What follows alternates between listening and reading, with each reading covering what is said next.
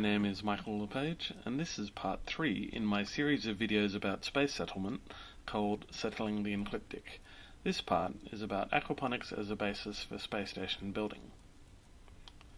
In the last part, I looked at aquaponics and why I love it as a concept. It's the combination of aquaculture, which is fish farming, and hydroponics, which is soil-free plant growth, in a manner that replicates the nitrogen cycle.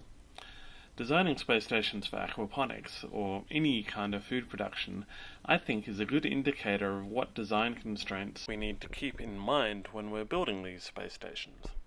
There are questions like, how can we create artificial gravity with such a system in mind? Can 3D printed objects contain water in this way? How much water is required? In systems like the International Space Station Aquaponics wheel garden that I proposed in the last part, can that spin just freely in the ISS, or do we need to enclose the plants? Are there other adjustments we need to make? So in this version I want to scale it up. I've got a lower module with a water chamber, and this module has the same nubs, so it can interlock in a rotationally symmetrical way. It has the holes so that it can be strung up on cables, and it's got nubs so it can hang from a central motor. You've got a grow bed above, a water chamber below, and this has the same spaces, so it's easier to see over here. It actually has the same gaps, so it can lock the water-containing chamber together. And if you look at that in comparison to the ISS wheel garden, this actually has a substantially smaller curve, and that means that the total ring is wider. It's 3.4 meters wide, and the reason I made it larger, aside from getting more food and more fish out of it, is that it can actually fit around the central core of a Bigelow Aerospace 330 module. And this will mean that you can move through the central core, you can move around the edge, and it will be a productive wheel garden that won't get in the way. Another reason that's useful is going back to my part 1, where I introduced the carousel spacecraft concept, is that in these spacecraft you have modules at the end of long cables. The space available at full Earth gravity is at a premium. So sleeping, exercise, things that aren't involved with the growing of food are more important when space is so limited. But in these craft you have two Bigelow Aerospace modules either side of the central core, and I think that a larger wheel garden could be placed in these cores, generate their own gravity so they can grow their own fish and plants.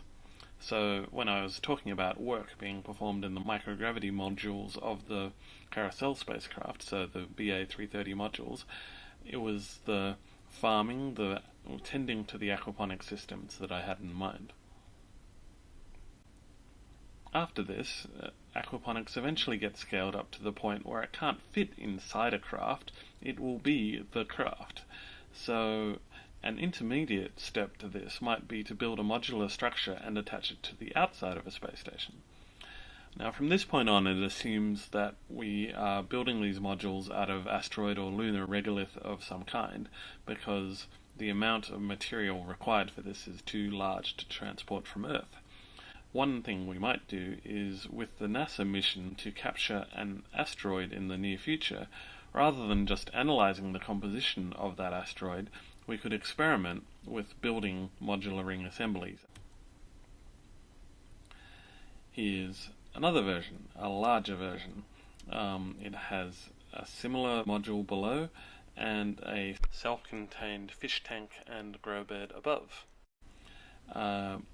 If we look at these as they lock together, the linking modules are self-contained in themselves, and they have runners along the sides of them.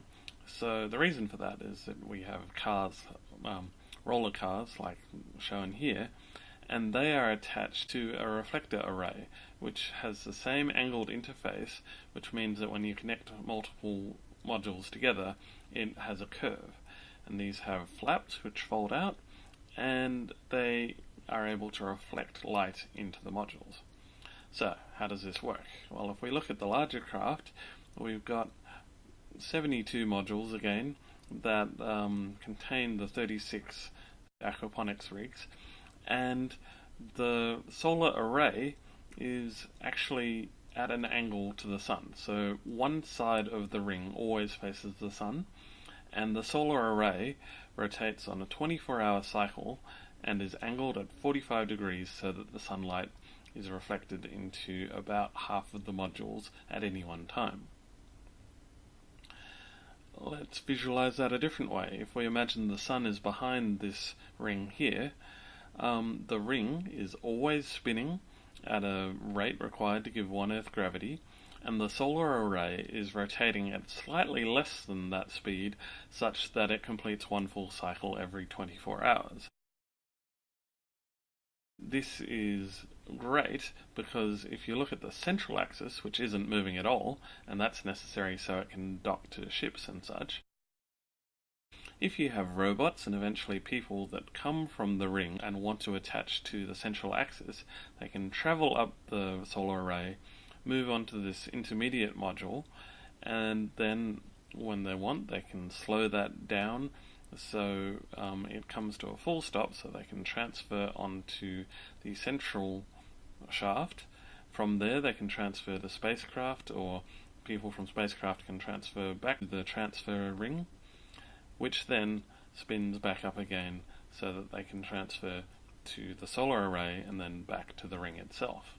The thing I pointed out in the Google SketchUp model earlier was that the solar array itself has flaps which can fold in or out, and this means that the entire ring can adapt to elliptical orbits by folding those reflective flaps in or out so as to control the amount of light being reflected into the modules.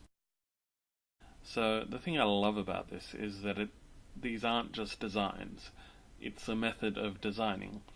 It's taking the design considerations of growing food, and I believe the best way to do that is aquaponics, and taking the likely method of manufacturing these modules, which is 3D printing or some kind of molding or a combination of both, and this prototyping method gives us guidance as to how we build these large spinning space stations.